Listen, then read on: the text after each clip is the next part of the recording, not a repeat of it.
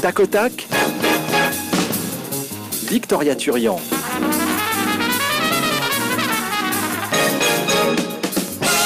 Oui, la vie, c'est vraiment comme le jazz. C'est beaucoup mieux quand on improvise. Ça n'est pas entré dans l'oreille d'une sourde et ça sort de la bouche de George Gershwin. Et nous, on s'est approprié cette maxime.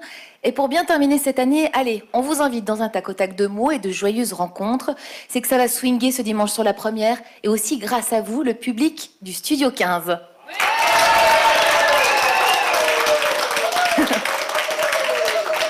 Que les auditeurs soient rassurés, on va mettre du rire et de l'info dans le poste et on fera tout pour que vous passiez un bon moment à la maison. Tout aujourd'hui, enfin presque tout, sera improvisé grâce à des femmes et des hommes qui revendiquent leur côté sale mioche et aiment mettre un peu de piment dans le quotidien avec tact, plaisir et audace. Je vous demande d'applaudir chaleureusement les improvisatrices et les improvisateurs. Marion Billy, oui, Christian Baumann, Axel von Exter. Bonsoir. Bonjour à tous et à toutes. Bonjour.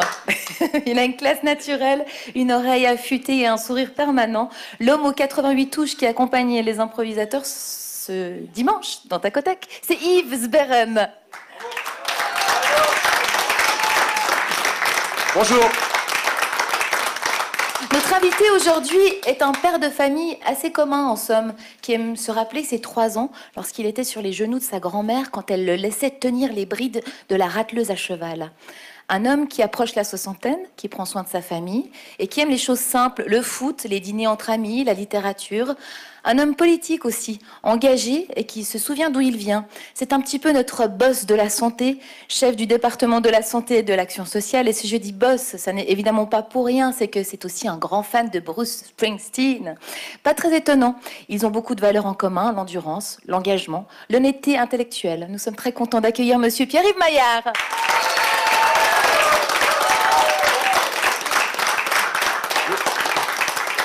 Bonjour.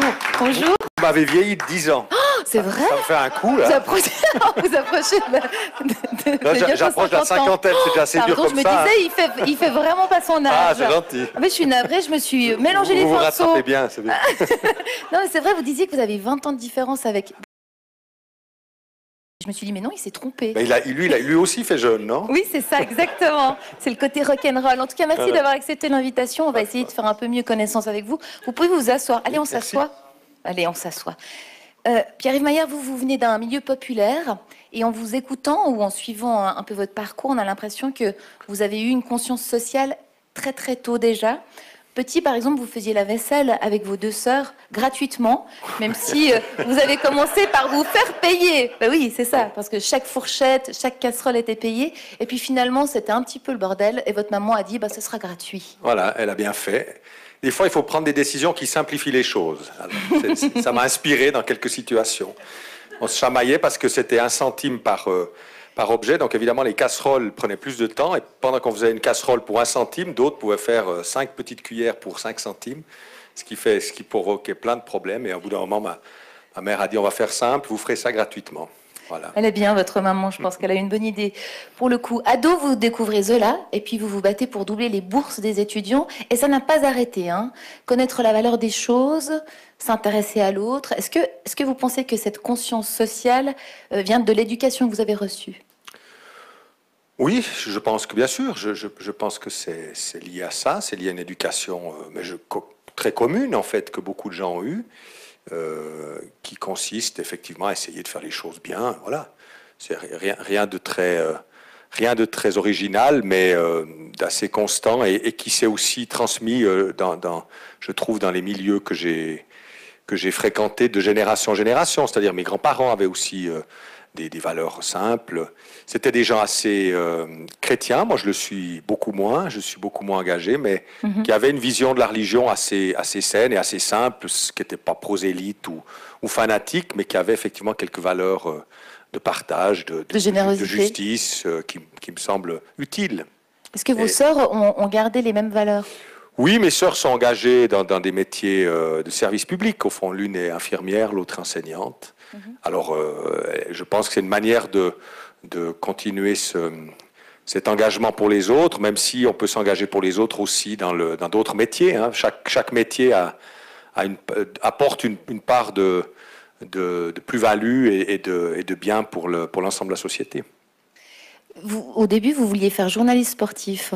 À un moment donné, vous avez hésité entre journaliste sportif, enseignant. Vous avez été enseignant pendant plusieurs années. Ouais. Et puis finalement, vous êtes politicien maintenant. Quel est le Bon, d'abord, ouais, au tout début, c'est le foot quand même. Comme des milliers de petits garçons, je voulais devenir footballeur professionnel. J'étais pas assez bon.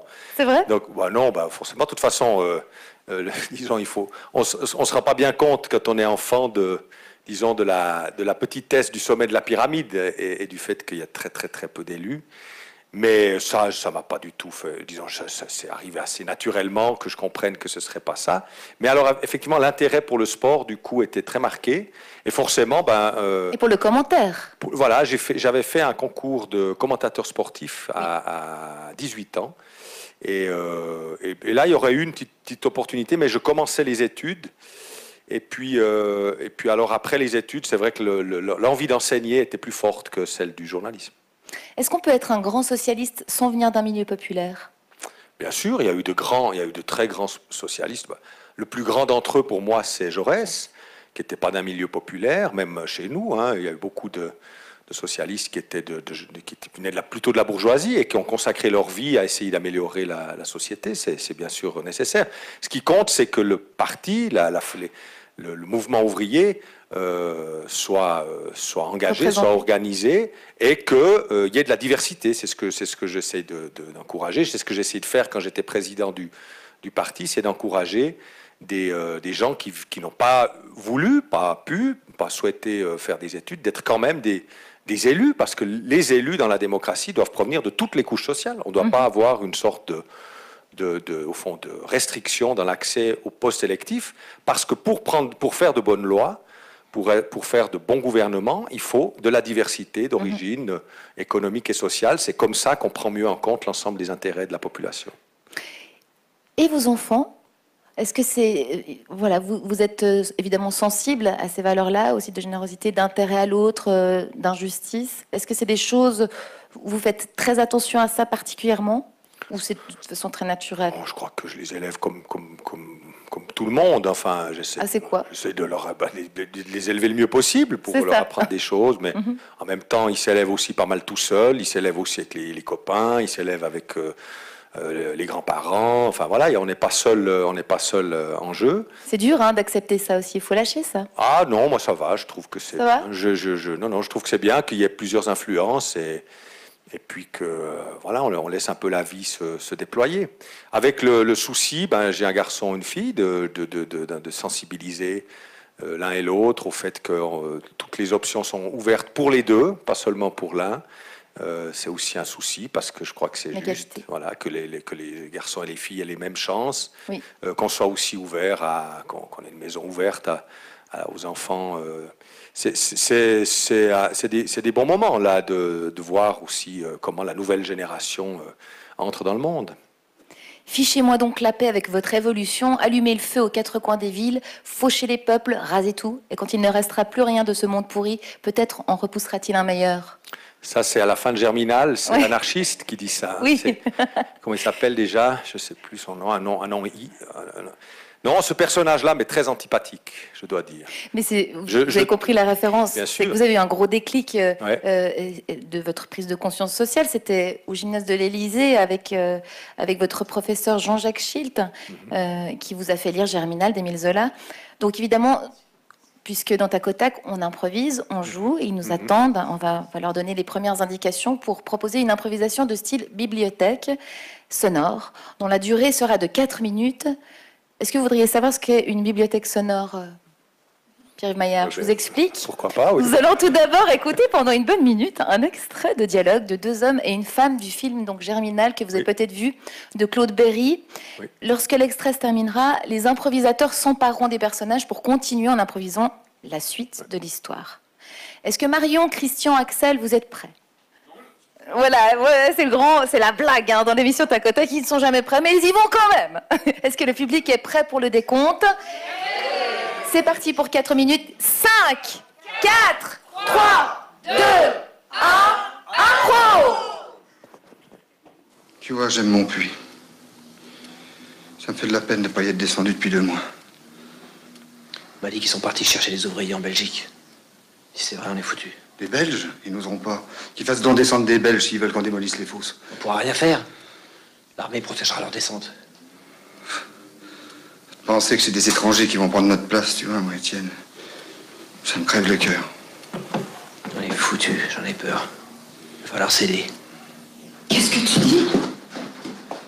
C'est toi qui dis ça, nom de Dieu? Ne le répète pas. Ou toute femme que je suis, je te flanque ma main sur la figure. Alors on aurait crevé pendant 2 mois, mes petits en seraient tombés malades, et il n'y aurait rien de fait. Et l'injustice recommencerait. Non, non. Je brûlerais tout. Je tuerais tout maintenant plutôt que de me rendre. Écoute ça. Si toi, tu retournes à la fosse, c'est moi qui t'attendrai sur la route pour te cracher au visage et te traiter de lâche. Ça me rend folle. Folle! Mais tu m'as mal compris. Il faudra bien arriver à une entente avec la compagnie. Les puits souffrent trop.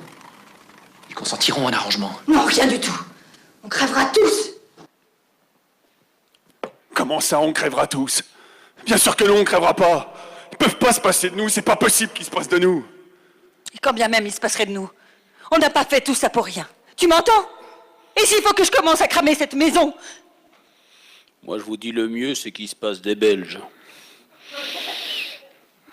Et s'il se passe des Belges, il en viendra d'autres. De Pologne, de Russie, d'Afrique peut-être. C'est pas ça le problème. C'est ce qui se passe ici le problème. Ouais, mais enfin, s'ils viennent de Pologne ou d'Afrique, au moins, ils seront pas belges. C'est sans compter les colonisations.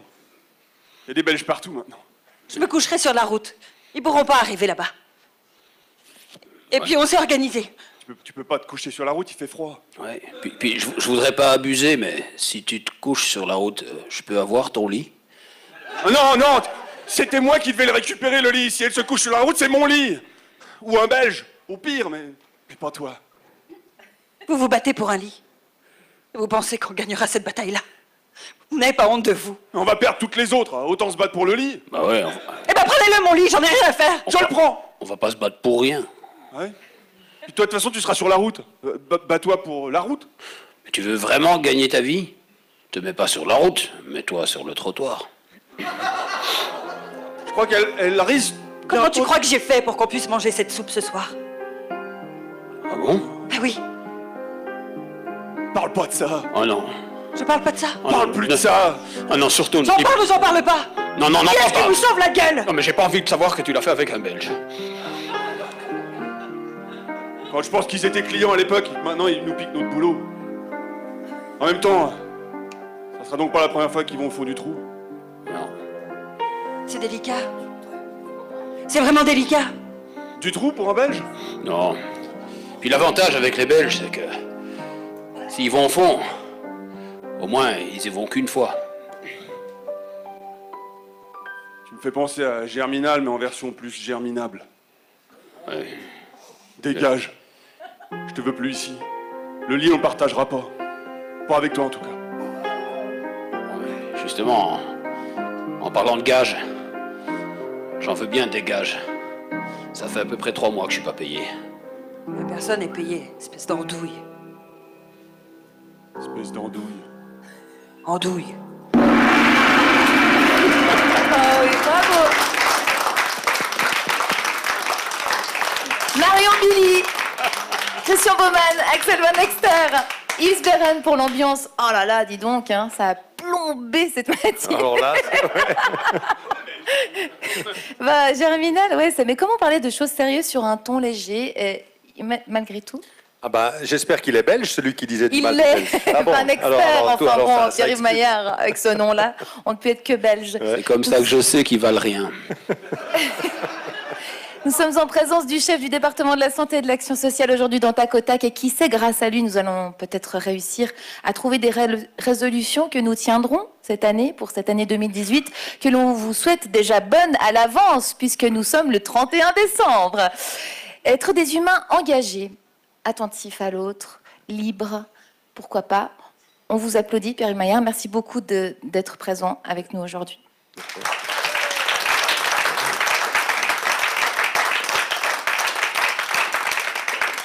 La prochaine improvisation va se faire avec préparation. Alors, avant de refaire le monde, je vous propose de leur donner 2-3 explications pour qu'ils se préparent un petit coup. Pierre-Yves Maillard, vous êtes un fervent défenseur des injustices sociales, de l'aide sociale également. Ah. Oui, je suis pour des régimes de protection sociale qui protègent contre les risques de la vie, mais aussi qui permettent de corriger un peu certaines inégalités dans la répartition des richesses. Oui. C'est donc pas seulement l'aide sociale qui concerne vraiment les gens qui n'ont plus d'autres sources de revenus du tout, mais c'est aussi compléter les revenus du monde du travail qui, sinon, perdent beaucoup de pouvoir d'achat, oui, avec la hausse des primes notamment, mais pas seulement. Et il y en a, donc les injustices en général. Cette aide sociale qui anciennement s'appelait Bouton d'Or, en fait vous êtes, alors ça c'est Noël Antonini qui veut vous appeler un peu le Robin des Bois du canton de Vaud. Ah ça bon vous plaît ça? On a décidé donc de demander à nos improvisateurs et leurs pianistes, Yves Sberran, de nous préparer une improvisation de style Robin des Bois, d'une durée de 4 minutes sur le thème « Un bouton d'or pour survivre ». Un bouton d'or pour survivre. C'est vrai ça, vous venez d'en parler, tout le monde ne trouve pas un boulot hop, en claquant des doigts, et ça arrive très vite, rapidement on peut se retrouver sans rien, on tombe dans une spirale, ça n'arrive pas qu'aux autres, c'est important de le rappeler, parce que ça peut tous nous tomber dessus. Vous savez combien de Vaudois sont passés par l'aide sociale depuis la création du régime, qui s'est renommé en 2006. Il y a environ 760 000 Vaudois dans le canton, je viens d'avoir ce chiffre, il est très impressionnant. Depuis la création de l'aide sociale en 2006, 100 000 personnes habitant le canton de Vaud sont passées par l'aide sociale. Alors, ils y sont restés souvent peu de temps, quelques mois. En moyenne, ils y restent moins d'1 an. Mais c'est très impressionnant d'imaginer qu'en moins de 12 ans, près de 100 000 personnes ont eu besoin, à un moment ou l'autre, de l'aide sociale. Mais seuls 2 000 d'entre eux y sont depuis plus de 10 ans. C'est là qu'on voit qu'effectivement, c'est un régime qui soutient des personnes pendant une partie de leur parcours de vie, parce que la durée du chômage est relativement courte, oui, et que le retour au travail peut parfois prendre plus de temps. Eh bien, ce régime-là permet quand même aux familles et aux gens qui n'arrivent pas à trouver pendant le délai d'indemnisation du chômage, permet de les soutenir jusqu'à ce qu'ils arrivent à la retraite, soit ils retrouvent un travail. C'est bien de savoir qu'il y a plus de gens qui y sont allés. Ça veut aussi dire que ça prouve que c'est indispensable. Oui, mais ça veut dire aussi que les gens osent dire, parce qu'il y a aussi quelque chose en Suisse du domaine de la pudeur par rapport à ça. On n'ose pas forcément aller taper à la porte et puis demander de l'aide. Et on connaît tous des gens à qui c'est arrivé.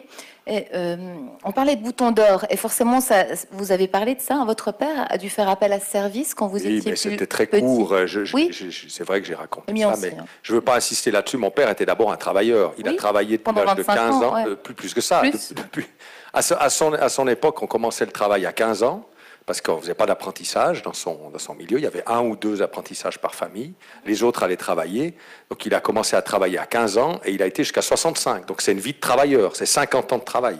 Et voilà, il y a un petit moment où on a eu besoin d'un soutien, mais c'était un moment modeste. C'était encore une fois pour signaler que ça peut arriver à tout le monde. Voilà. C'est bien que vous en parliez. Oui. C'est important. Enfin, oui, c'est bien, mais j'aimerais pas parler que de ça parce que c'est pas Ça veut aussi dire que ça arrive à tout le monde et puis que ça peut ne pas durer. Et puis... Vous avez tout à fait raison. Les gens qui critiquent le social, comme si c'est ça qui parfois me révolte. C'est comme s'il y avait d'un côté les gens qui n'ont jamais besoin d'aide et de l'autre ceux qui ont toujours besoin d'aide. Et la société est pas comme ça.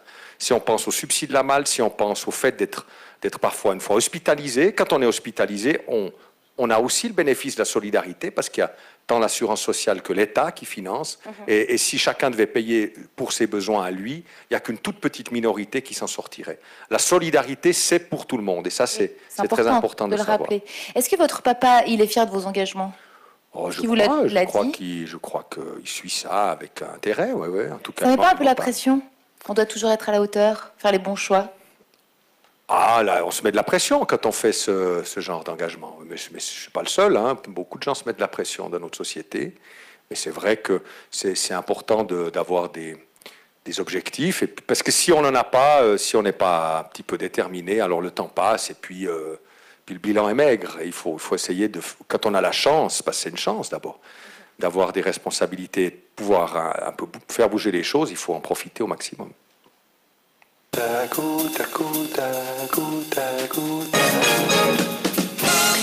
Il est temps de découvrir ce qui a inspiré à nos improvisateurs votre fibre sociale dans une improvisation de style Robin des Bois, d'une durée de 4 minutes sur le thème « Un bouton d'or pour survivre ». Ils sont devant le micro, ils ont l'air fin prêts. Non. Non. Eh bien, évidemment. Et le public également ne s'est pas encore endormi. Pas du tout. Vous êtes bien là, le public du Studio 15. Allez. Et vous êtes prêts pour le décompte? Allez, je me lève pour l'occasion. 5, 4, 3, 2, 1, impro! RTS La Première présente... Bouton d'or pour survivre. Oh, ma foi, que ce doux marché est magnifique! Les pauvres savent mettre en place les choses. 2 shillings, oui, il est vraiment poisson. Achetez mes pommes, elles sont bonnes mes pommes. Oui, 3 collés là, 3 collés par ici, petite dame. Une pomme, s'il vous plaît. Une pomme, 1 shilling pour monsieur, pas shilling. Oh, mais qu'est-ce que c'est que ça? Une petite ruelle sombre. Allons voir ce que je pourrais y trouver. Frère Louis, ça y est. L'un d'eux est entré dans la petite ruelle. Regarde comme il a l'air bien vêtu. Munis-toi de ton coutelas. Nous allons lui arracher tous ses boutons. Oh, que cette ruelle est sombre. Je ne vois plus rien à acheter, c'est étonnant. Oh mon Dieu, ma jambe me fait souffrir. Monsieur, s'il vous plaît, monsieur. Oh, douce dame. Puis-je vous aider? Laissez-moi me pencher en avant pour vous... Oh, mais qu'est-ce que ceci dans votre main? Tais-toi. Oh, Je suis derrière toi. oh, des deux côtés, je suis pris, encerclé. Bouh! Donne-nous ton étoffe. On a repéré que tous tes boutons étaient en or. J'ai enlevé tous les boutons avec mon coutelas, c'est bon. J'ai déjà fait chic-chic il y a 2 secondes. Mes boutons d'or! Non, non, je perds mon pantalon. Viens, Gwendoline. On retourne auprès des nôtres. Au revoir, monsieur. Oh, revenez, police! Qu'on appelle le roi. Si ça change jamais. Il est revenu. Ils sont revenus. C'est quoi, ils sont là. Oh. Les amis, nous avons ramené un butin. J'espère que ce butin nous fera du bien à nous, les pauvres. Oh oui, c'était une vraie jolie veste. Il y en a un pour tout le monde. Allez-y, servez-vous. Enfin, Chacun son bouton d'or. Gardez-le précieusement. Oh, merci, messieurs, dames. De rien, frère Tuc. Ces boutons nous font plus que nous amener de l'or. Ils nous amènent du soleil dans les cœurs. Ouais, c'est chouette. Mais on en fait quoi? Oui, c'est vrai ça, papa. On fait quoi avec les boutons d'or? Ben ouais, on n'a pas de vêtements. Du coup, ça sert à rien. Eh bien, vous pouvez les revendre. Oui. Au plus offrant. Ou alors, on pourrait les marteler, ça ferait des pièces d'or. Ah ouais, bonne idée. On pourrait inventer le principe de l'offre et de la demande. Ah oui? Ah oui? Ah oui. Ah! Ou alors, j'ai une idée. Oui? On n'a qu'à lancer un phénomène en demandant à des gens de nous prêter de l'argent pour qu'on mette tous ces boutons à vendre dans une espèce de grosse bourse. Ah oui? Ouais. Cette idée est absolument géniale. Ouais. Et puis comme ça, quand on aura des vêtements, ben on se coudra des poches et on s'en foutra plein. Et on s'appellera l'UBS. Ouais. L'Union des bandits suisses. Oui. Ah, tous ces riches vont enfin savoir qu'il y a moyen d'être beaucoup plus riches qu'eux. Attention! À l'extérieur, j'entends la police du roi qui s'approche. Vous êtes encerclés, sortez de votre forêt. Non, messieurs les policiers, nous pouvons discuter. Nous avons désormais un moyen de vous acheter. Ah, vous m'intéressez? Oui. Montrez-moi quel est donc ce moyen. Ah, mon Dieu, ma jambe me fait souffrir. Ah, laissez-moi me pencher sur vous pour vous aider, madame. Ah Et voilà. Comme quoi, avec un bouton d'or, on peut saigner même les gendarmes.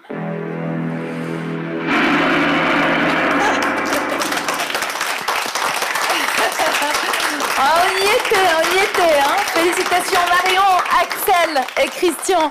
Détrousser les riches au profit des pauvres. Quel pied, il y avait un petit peu de Sherwood. Il y a un peu de Sherwood dans ce qu'on a studio. on a inventé plus pacifique et plus efficace. Pierre-Yves Maillard, j'ai lu que vous adoriez les péripéties joyeuses et tragiques de cette bande de gangsters terribles. Dans l'incroyable film de Sergio Leone, Il était une fois en Amérique.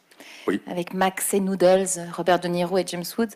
Est-ce que vous vous souvenez de cette scène absolument magnifique où Robert De Niro remonte... Enfin, c'est que des flashbacks, c'est dur, hein, parce que vous avez précisé d'ailleurs que c'était la version de 4 heures. Hein, oui, c'est celle-là qui m'avait beaucoup histoire, marqué. hein. Parce qu'après, ils ont fait une version courte Oui. qui a rien à voir avec l'œuvre originale. Trame, oui, parce que c'est une sorte d'épopée.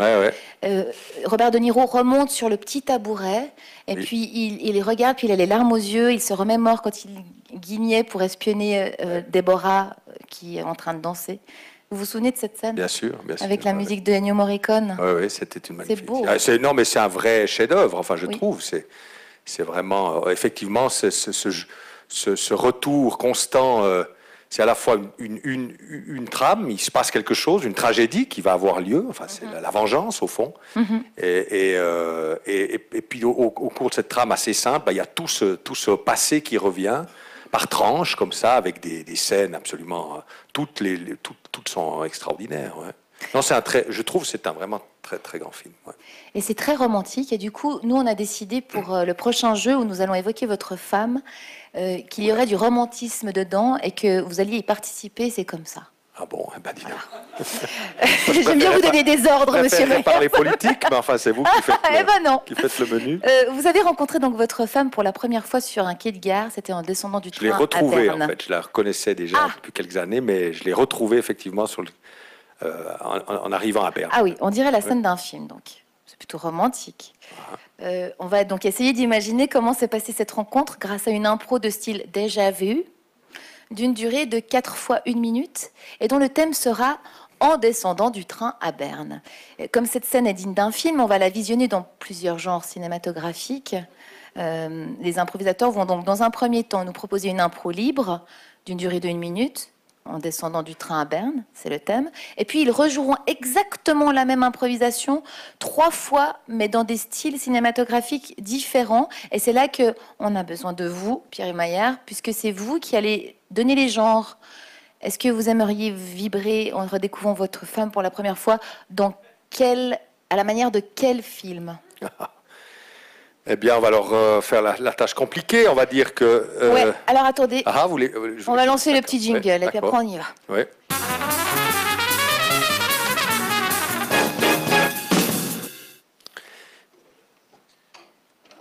Alors la première, oui. Le premier passage libre de 1 minute sur le thème « En descendant du train à Berne ». Oui. Vous n'intervenez pas encore. Non.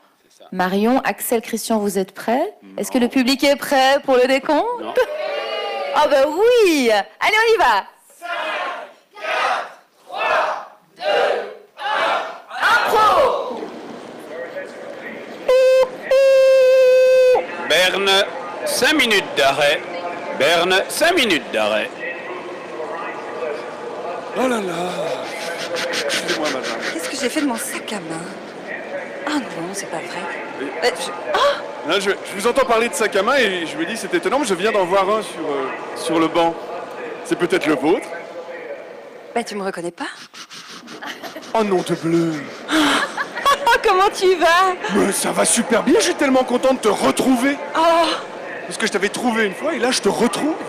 t'as pas changé. J'avais l'impression de t'avoir perdu. C'est vrai? Oui. Comment ça? Bah je sais pas, la première fois qu'on s'est vu, je me suis dit tiens, je crois que je l'aime. Et puis, vu que tu n'as pas vraiment répondu à mes appels, je me suis dit que ce n'était pas ton cas. C'est peut-être parce que tu ne m'as pas appelé. Ces bagages sont à vous, messieurs, dames. Oh, mon sac à main. Ah oui, ce sont Absolument, je vous remercie. Vous pouvez les mettre ensemble, nous allons prendre le même taxi, semble-t-il. Un taxi pour l'amour. Sans aucun doute. Est-ce que je peux vous embrasser? Je m'appelle Pierre-Yves. Bah, je sais, Pierre-Yves. Oh là là. Embrasse et... Ah. Vous rigolez, Pierre-Yves Maillard. Il y a peut-être quelque chose qui est proche de ce qui s'est passé. Alors non, je ne raconterai pas la vraie histoire. Ah bon, pourquoi? Non, parce que ça... C'est impossible J'en ai de déjà parler trop à la dit. radio. C'est tellement indécent. Non, pas du tout. Mais- Non, mais ils sont très doués, c'est vrai. Oui, ils sont doués. Ça très bien. Mais maintenant, c'est à vous de nous donner le premier style. Oui, cinématographique. alors les styles, alors on va leur faire comme je disais avant, on va essayer de faire les choses un peu compliquées. Moi, j'aimais bien les films de Louis de Funès. Je ne sais pas si vous arrivez Trop là. bien. Bien C'est sûr pas que si. facile d'imiter Louis de Funès. Surtout à la radio. Voilà. Est-ce que vous pourriez peut-être juste nous, vrai qu'il est plutôt nous donner un visuel. exemple pour qu'on arrive à repérer le truc. Alors, vous connaissez quand même. Il y a le Cornio, il y a. Voilà. Ah oui, les films, je les il est un connais. peu agité. Hein Non, mais il est un peu nerveux, Louis de Funès. Il est. Voilà, il va vite. Voilà. J'ai beau- Alors voilà, on va voir ce que vous savez faire. Bien sûr. Donc, en descendant du train à Berne sera donc de style choix de l'invité. C'est donc ça. C'est donc à la manière de Louis de Funès. Est-ce que le public est prêt? Il est au taquet. 5, 4, 3, 2, 1, impro! Berne, ici, Berne, on descend. Paf, pif, pouf, on ouvre, tac, paf, saute sur le quai, hop, dehors du train, pif. Oh, qu'est-ce que j'ai fait de mon sac à main? Oh, tac, tac, tac, tac, tac, tac, tac, clac, il était là et paf, pif, paf, oh, Oh bah non alors je vous regardais et j'ai trouvé ce sac sur le banc. Bah alors non. Enfin, Bah quoi enfin? tu ne me reconnais pas? C'est pas possible ça. D'abord mon vélo, ensuite mes chaussures, et maintenant ma future femme. Oh, future femme. Oh, dites, c'est à vous ce sac, parce que... Ta, paf, pif. J'ai l'impression de parler à un pivert. Laissez-moi me présenter, je m'appelle Colin. Colin Maillard. Je vous connais, Colin. Je vous connais. Bravo! Ah, quel bon choix d'avoir pris Louis de Funès. Et du coup, C'est moins romantique, mais c'est rigolo. oui, mais bon, ça fait partie du romantisme d'être un petit peu marrant aussi. ouais. Du coup, on a eu droit à Bourvil Voilà. Oui. dans cette histoire. Pierre-Yves, quel sera le deuxième style cinématographique, si je vous prie? Alors, on va changer. Un autre film que j'aime bien et qui est un peu dans la veine d'Il était une fois en Amérique, c'est Le Parrain. On va voir si vous savez le faire sur le mode du parrain. C'est encore la musique de Ennio Morricone. Est-ce que le public est prêt? Oui, il fait peur. Les improvisateurs, vous êtes prêts? Non. Axel, le belge? Non. Ok, on y va. 5, 4, 3, 2, 1, impro! Berne, descends ou je te tue.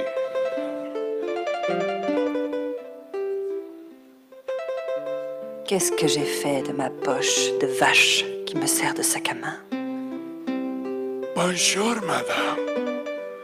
Je crois que c'est à vous, ça. Ah oui? Sur le banc. Oui, c'est mon sac à main, effectivement, il est là. Mais j'aurais pu regarder, j'aurais pu le voir. Vous vous croyez plus malin que tout le monde, vous? Vous êtes la première personne ici à Berne qui ne m'embrasse pas la bague avant de me parler. J'aime ça. J'ai l'impression de vous retrouver. Écoutez, petit, écoutez, petite. C'est à vous ce sac à main en tête de cheval. Excusez-le de nous avoir dérangés, ça sera la dernière fois. Je déteste être interrompu. Bravo!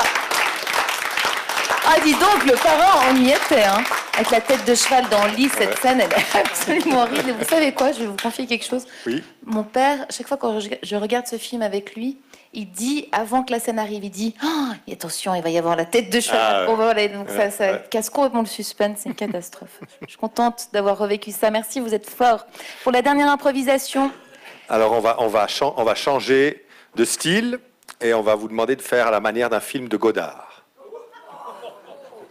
Est-ce que nous, on a le droit de changer d'invité? Le public, c'est à vous. On y va. 5, 4, 3, 2, 1, impro. Ben voilà, ici c'est Berne, alors Berne, ben, c'est parce que comme c'est un train, Berne, ben, alors on descend quoi. Voilà. C'est mieux de descendre, c'est Berne. J'ai égaré mon sac à main. Je m'excuse de vous déranger. Vous ne me dérangez pas, monsieur. Ce sac sur le banc, Absolument, c'est le mien, oui. vous précédez mes paroles comme... Un livre ouvert. Je lis en vous et je vous connais. Et j'attends sur ce quai, depuis longtemps, Mais, que vous descendiez de votre train pour Berne. donc, On se connaît, oui. alors, Alors quoi? C'est-à-dire que c'est à vous ces sacs qui traînent par terre parce que c'est... Absolument, pourquoi? Vous allez le faire exploser si je le récupère pas tout de suite? Non, je vais les prendre, je vais les emmener parce que c'est des sacs. j'ai l'impression que notre amour va prendre son temps. Est-ce qu'il m'a piqué mon sac? Bravo.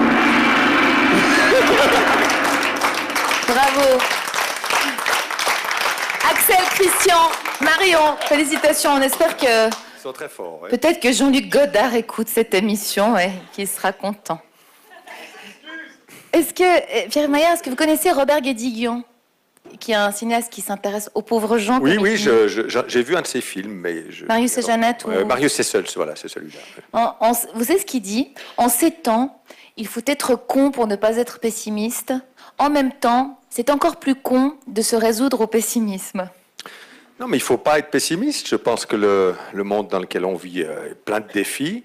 Mais vous savez, l'an prochain, on va fêter on va se souvenir beaucoup des 100 ans de la grève générale en Suisse. Il y a 100 ans, le mouvement ouvrier en Suisse a déclenché une grève avec toute une série de revendications. Par exemple, créer une assurance vieillesse, réduire la durée du travail, créer des assurances sociales, notamment pour protéger contre le risque de chômage. Eh bien, si on prend un peu la longue durée, et puis qu'on invite un gréviste de 1918 à venir parcourir notre pays, il se dira que beaucoup de ces utopies sont devenues réalité. Donc si on prend de la longue durée quand même, malgré les crises, malgré les horreurs, les guerres, on a quand même le sentiment que l'humanité progresse. Ce qu'on doit arriver à mieux faire, c'est continuer ce progrès, ce progrès vers la justice, puis protéger un peu mieux la planète, parce qu'on la dégrade. Mais il n'y a pas de raison de désespérer qu'on soit capable de continuer à inventer un monde meilleur dans les décennies prochaines. Un artiste qui ne désespère pas et qui aime avancer, qui se remet en question, c'est Stevie Wonder. On va l'écouter ce dimanche avec vous dans Tac au Tac. For Once in My Life. C'est sur la première. Et en fait, on l'écoute pas. For once. Mais peut-être que notre Stevie Wonder. Je l'ai fait à chaque fois, ça va. Ah. Merci, mais La plus belle, c'est Free. Vous connaissez Free. Ah, ça, ouais, elle est belle, c'est vrai. Alors, on peut continuer. Magnifique.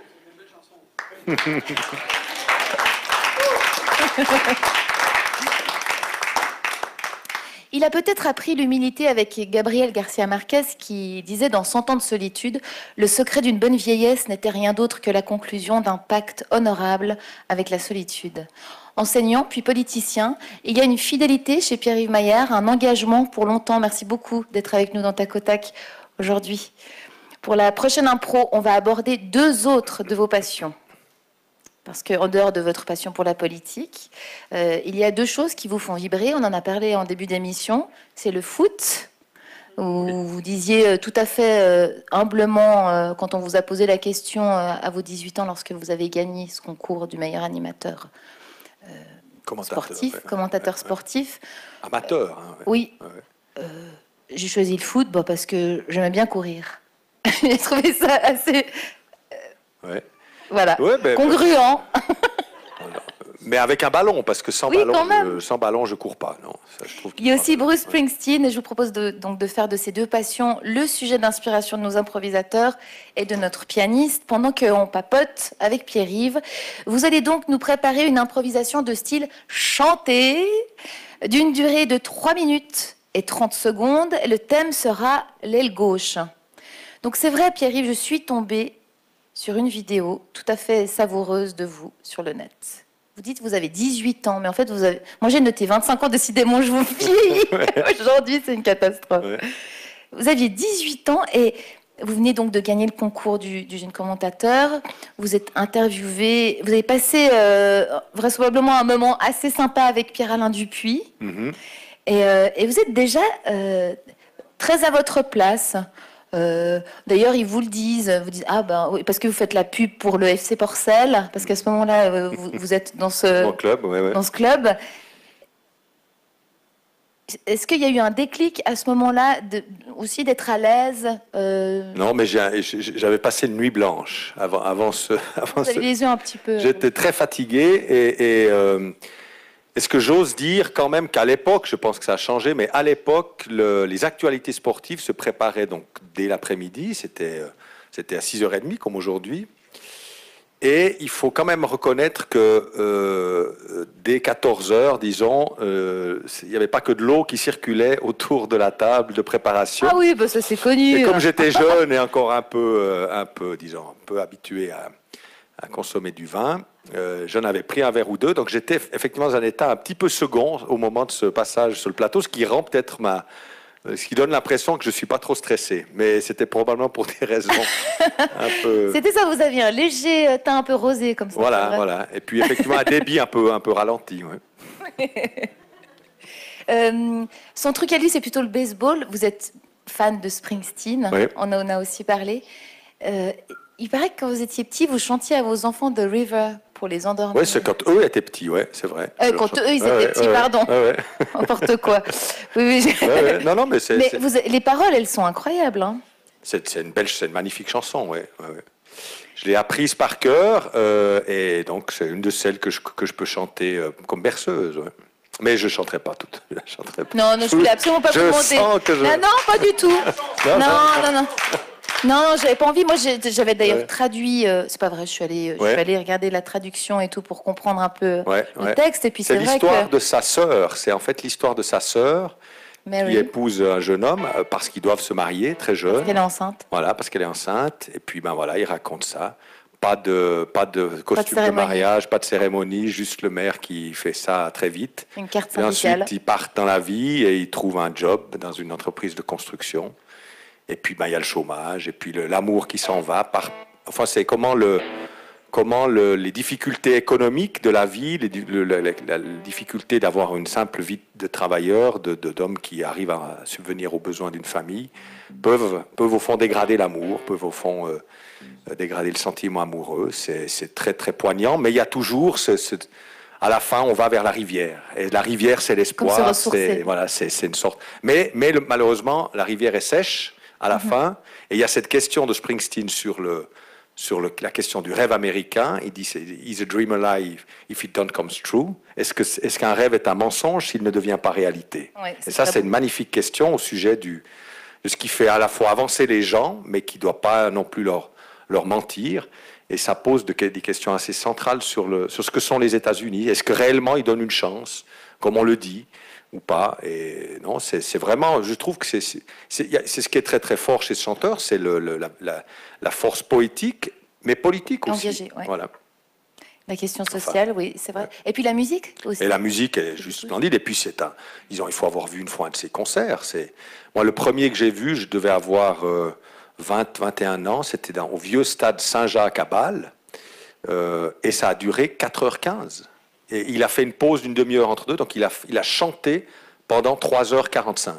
Ouais, et on aurait payé le même prix du billet s'il avait chanté 1h30, comme font les autres, mais c'est un pur bonheur. On sent, et c'est ça qui, je crois, touche tellement les gens, c'est qu'on sent que cet homme, malgré la masse, le volume de concerts qu'il a dû faire, il a toujours autant de plaisir à être là. Du plaisir et de la sincérité.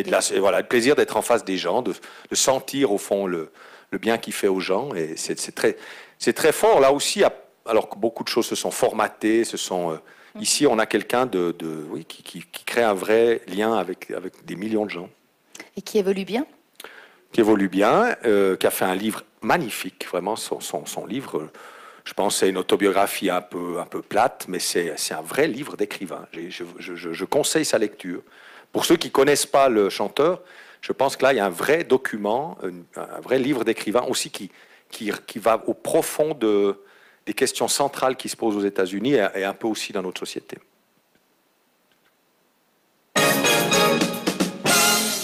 Il est temps de mettre le feu au Studio 15 dans une improvisation de style chanté d'une durée de 3 minutes 30 secondes et dont le thème sera l'aile gauche. Marion, Christian, Axel, oui. Yves, est-ce que vous êtes prêts? Non. On y va? Est-ce que le public est prêt pour le décompte? Allez, on y va. 5, 4, 3, 2, 1, impro! Je passe mon temps à faire des allers-retours ailleurs, le long de la ligne, tout le temps je cours. Le problème c'est que je cours comme un con, parce que j'ai jamais le ballon. Dans le numéro d'ici là, une patte, mais il fait tout le temps des passes à droite. Oh vraiment, je vais dire quelque chose de moche. Il y a une aide que je déteste, et c'est l'aile gauche. L'aile gauche. L'aile gauche. L'aile gauche. C'est la mi-temps, j'irai bien chercher mon esprit. Je trouve que ce match est mal engagé.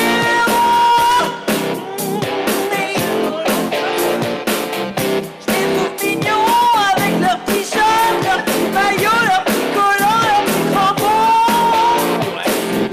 Mais mon préféré, là, c'est l'aile gauche. L'aile gauche.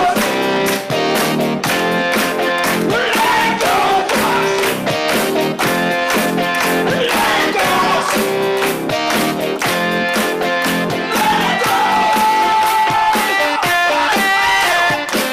J'avoue quand j'ai accepté ce travail d'entraîneur, je ne savais pas que ça me prendrait des heures. J'ai vu des joueurs, j'ai vu les femmes des joueurs, et je me suis dit que ce serait pour moi le bonheur.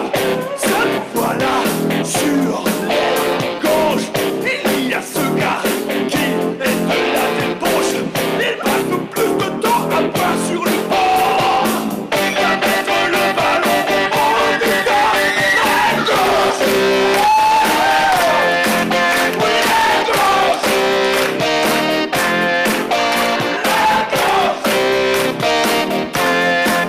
L'aile gauche. La prochaine fois, je change mes habits. Et je te promets, je me mets au rugby. Je trouverais ça super si tous les gens qui sont là, assis à regarder ce spectacle, se donnaient la main. Quant à moi, je pense que c'est le moment de mettre le ballon. L'aile gauche.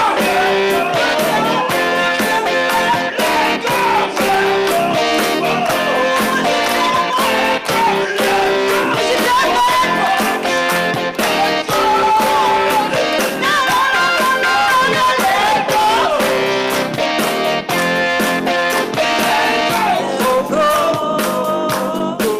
Mais mon basket, c'est l'aile gauche.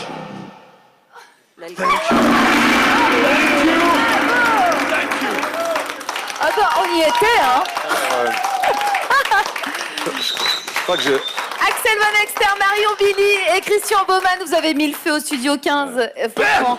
Et on peut le rappeler quand même parce que Pierre-Yves Maillard, à un moment donné, il me dit « Enfin bon, ils ont bossé avant. » ou... Non, non, le principe, Pierre-Yves Maillard, c'est que tout est improvisé. Ouais, non, c'est très impressionnant. Ils ont inventé une chanson comme ça, Sinon... sous nos yeux. Oui. Je demanderais peut-être les droits d'auteur pour une prochaine campagne électorale. Ça pourrait mobiliser les militants. On aurait presque eu envie de les écouter pendant 4 heures. Ouais, ouais. Ou Oh, pas. peut-être pas 4 heures. Issu d'un milieu qui ne le prédestinait pas forcément à faire des études, encore moins à devenir politicien, Pierre-Yves Maillard n'oublie pas d'où il vient et aimerait montrer à d'autres que ce parcours n'est pas impossible. Dans le pari du possible, une conversation avec Thierry Maillard sortie en novembre dernier aux éditions Favre. Il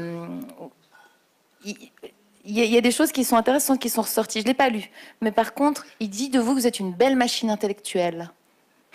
C'est fort quand même. C'est gentil, mais non, c'était une Ça veut dire conversation. quoi, être une belle machine Alors, intellectuelle? je sais pas. Non, mais bon, à force d'être engagé dans l'action, on a quand même de temps en temps, enfin très régulièrement, des moments où on réfléchit à quelques questions un peu plus générales. Et c'est vrai que l'occasion m'a été donnée grâce à la proposition de Thierry Meyer de pouvoir une fois prendre un peu du recul sur ce qui est au fond le fil. Parce que c'est vrai que dans l'action politique, on mène des projets et ils s'enchaînent les uns après les autres. On règle des crises, on règle des problèmes, parce qu'il faut quand même savoir que c'est essentiellement ça notre travail. Oui. Quand on arrive au bureau, on voit la pile des courriers et les gens nous écrivent pas pour nous dire que tout va bien. Ils nous écrivent pour nous dire qu'il y a des choses qui vont pas. Donc l'idée de cette conversation, c'est de savoir un peu qui vous êtes. Non, c'est pas tellement personnel. C'est vraiment voilà, ça c'est l'action que tous les élus.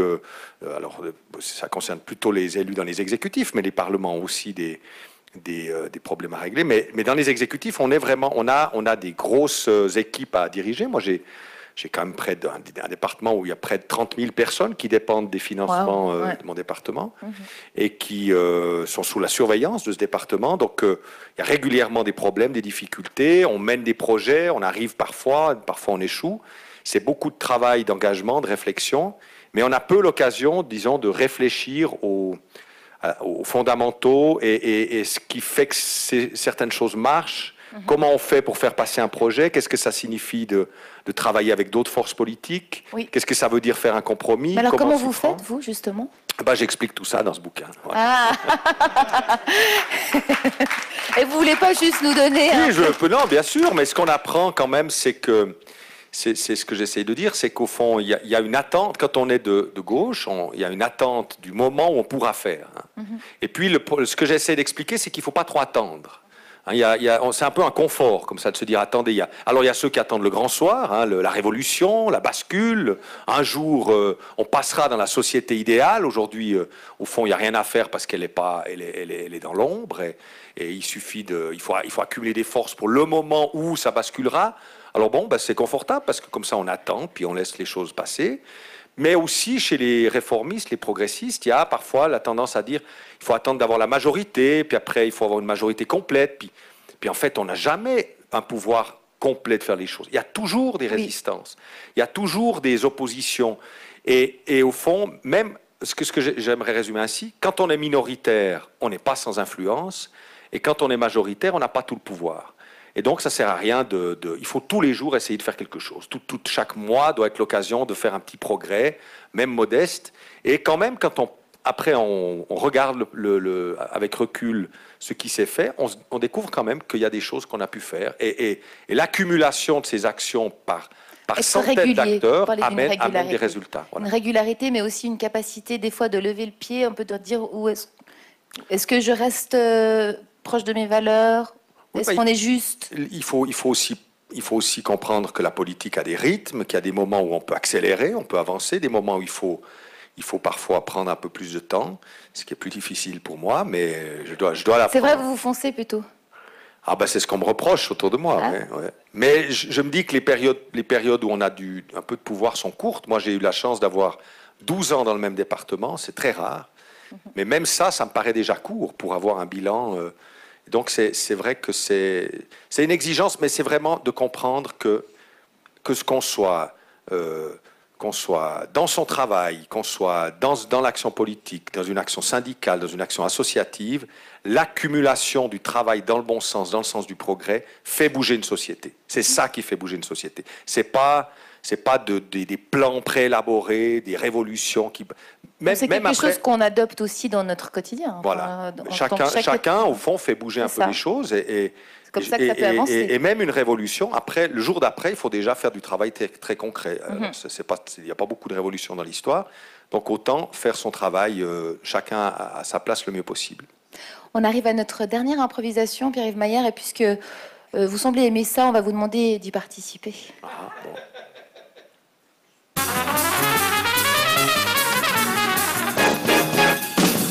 Dans notre pays, les changements prennent du temps. On ne sait pas ce que l'avenir nous réserve au niveau des caisses maladie, en effet. On va s'en inspirer pour la dernière improvisation qui sera une impro de style changement de sens, d'une durée de 3 minutes et 30 secondes, et dont le thème sera tous dans la même caisse. En voiture, Simone. On ne sait pas encore si nos improvisateurs vont jouer ce thème au premier degré ou le décaler. C'est ce que l'on sait, par contre, c'est qu'on a besoin de vous. Comme vous avez essayé donc de changer le cours des choses par de multiples impulsions lors de cette votation sur la caisse unique, on vous propose donc de changer aussi le cours de cette impro en influant de temps en temps sur son déroulement. Je vais vous donner le klaxon. À chaque fois que vous souhaitez changer le sens d'une phrase, Pierre-Yves Maillard, vous pourrez, à votre guise et autant de fois que vous le souhaitez, demander par l'intermédiaire d'un coup de klaxon. Alors, essayez de le mettre dans le micro pour voir si ça marche. Ça marche. La semaine dernière, avec Alexandre Jolien, on s'est fait très, très mal aux oreilles, mais en fait, ça fait quand même plaisir de pouvoir être un petit peu actif, donc ne vous en privez pas. Donc, à chaque fois que vous souhaitez changer le sens d'une phrase, vous le faites autant de fois que vous le souhaitez, et le dernier improvisateur à avoir parlé change le sens de sa dernière phrase, et ainsi modifie le cours de l'impro. Est-ce que c'est clair? On va donner un exemple, peut-être, Marion, est-ce que vous nous feriez une petite phrase? Ou non, bah, les Axel. Axel, est-ce que vous nous faites une petite phrase? Et puis Pierre-Yves, vous appuyez sur le klaxon. Et puis du coup, on va voir ce que ça provoque. Oh maman, désolé, j'ai oublié ton anniversaire. Oh, oh maman, désolé, j'ai oublié que papa était mort. Oh maman, désolé, j'ai oublié de naître. Voilà, bon, on a compris le principe. C'est bon, vous avez... Oui, je crois que c'est bon. C'est tout bon. Donc les improvisateurs sont prêts. Pierre-Yves, le klaxon. Non. Voilà, c'est tout bon. Public, c'est à vous. Yves Sberen, vous êtes prêts aussi, derrière vos notes. C'est la dernière, on donne tout. 5, 4, 3, 2, 1, impro!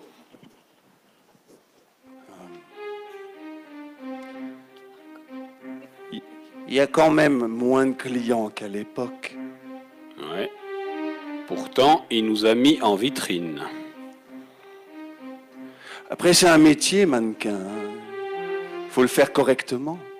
Oh ben là, on a l'éternité. C'est un peu long, l'éternité, quand même. C'est assez court, l'éternité, quand même.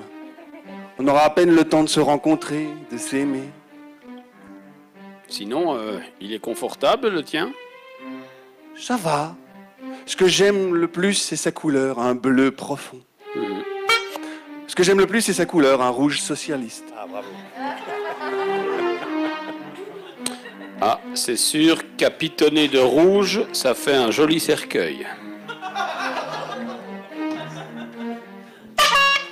Ah, c'est sûr, capitonné de rouge, ça fait un joli sauna. C'est quand même une drôle d'idée d'installer des mannequins dans un sauna. Oui. Mais il y a de plus en plus de clients qui pensent au bien-être. Bah, elle, par exemple, regarde, elle vient souvent, la vieille. Oh là là, fait pas chaud, hein. Oh, un bon sauna. Oh, ça va me réchauffer, tiens. Bonjour, messieurs, dames. Oh, il n'y a personne ici. Elle nous voit pas vraiment parce que elle prend pas le temps de rencontrer les mannequins, c'est normal. C'est normal, puis elle croit qu'on parle pas. Moi, dis donc, ils ont changé les mannequins en vitrine. Si je pouvais lui parler, je lui dirais qu'elle est belle.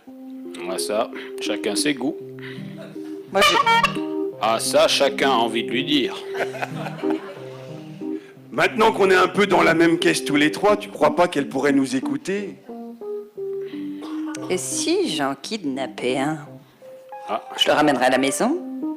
Je lui mettrai la veste de Maurice. Ah bah dis donc, Koukaï, on dirait que t'as un ticket.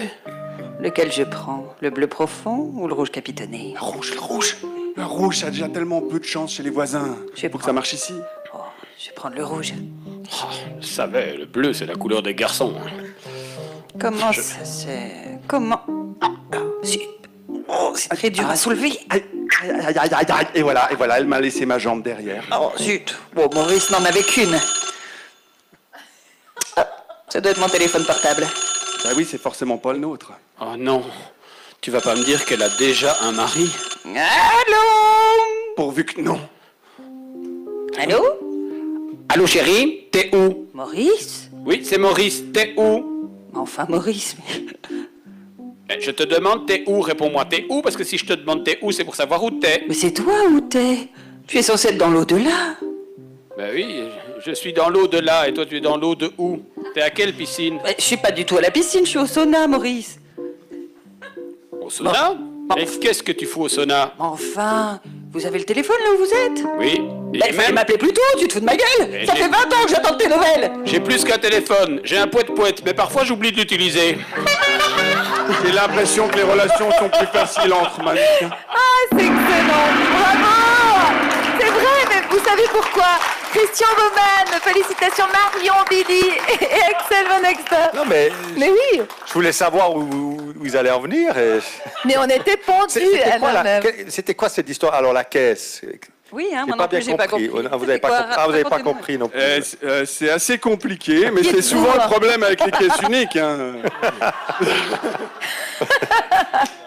Oui, c'est vrai, vous avez oublié de faire le klaxon, mais c'est pas bien grave. Non, mais j'ai fait quand même 2 fois. Quand c'était important, j'ai fait, voilà. Voilà, exactement. Vous avez très bien fait, mais c'est plutôt un compliment. Je trouvais qu'il devait être gentil avec la la dame, donc dire qu'elle était belle. Et puis la couleur, j'avais une petite préférence, vous avez compris? Bah, évidemment, bien entendu, ouais. Même si j'aime bien le bleu, en fait. Voilà. Et vous savez, moi je trouvais qu'il y avait de l'émotion, en fait, aussi dans la fin. C'est peut-être pour ça qu'on Oui, c'est ça. Non, il fallait laisser cette conversation avoir lieu. Exactement. Et vous êtes intervenu parfaitement comme il fallait quand il fallait. C'est gentil, merci. Merci beaucoup Pierre-Yves Maillard d'avoir accepté notre invitation, d'avoir passé ce moment avec nous. On peut applaudir très très fort les improvisateurs. Christian Baumann. Merci beaucoup. Marion Billy. Merci. Axel Van Exter. Merci à vous. Yves Beren, notre pianiste merveilleux avec son talent incroyable. Vous avez fait des belles chansons, Yves Beren, ce soir. Tac au tac, c'est donc terminé. Cette émission est imaginée et orchestrée par Noël Antonini. Le public du Studio 15 a été merveilleux. Applaudissez-vous, ça fait pas de mal, ça fait que du bien. Un grand merci également à Samuel Morier-Genoux à la réalisation, Pierre Rosin à la prise de son, Monsieur Rochard, Michael à la lumière, Marilyn Regard et Diane Dufaux, précieuses toutes les deux à l'assistanat de production. Eh ben, on va continuer à s'engager, chers auditeurs. Utilisons bien notre cerveau et continuons à être généreux. Soyez sauvages et festifs. Et on vous souhaite une merveilleuse année parce que c'est ce soir. Hein. Demain matin, vous aurez mal à la tête, mais c'est pas grave. Bonne année à tous. Bonne année à tous. Après les informations,